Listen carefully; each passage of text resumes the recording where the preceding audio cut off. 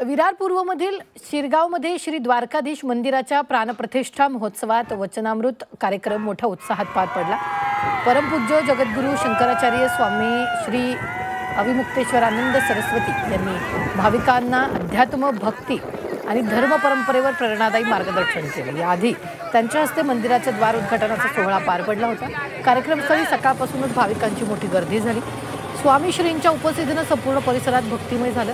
तर ठाकूर कुटुंबियांनी या महोत्सवाचं आयोजन केलं होतं। यावेळी आयोजित करण्यात आलेल्या धार्मिक विधी, कीर्तन आणि सत्संगाला भाविकांनी गर्दी केली आहे।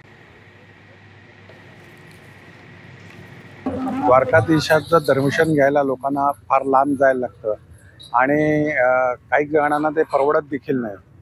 तर त्यांचं एक स्वप्न बरेच वर्षापासून होतं आणि द्वारकाधीशांची इच्छा झाली आणि ते स्वप्न साकार झालं।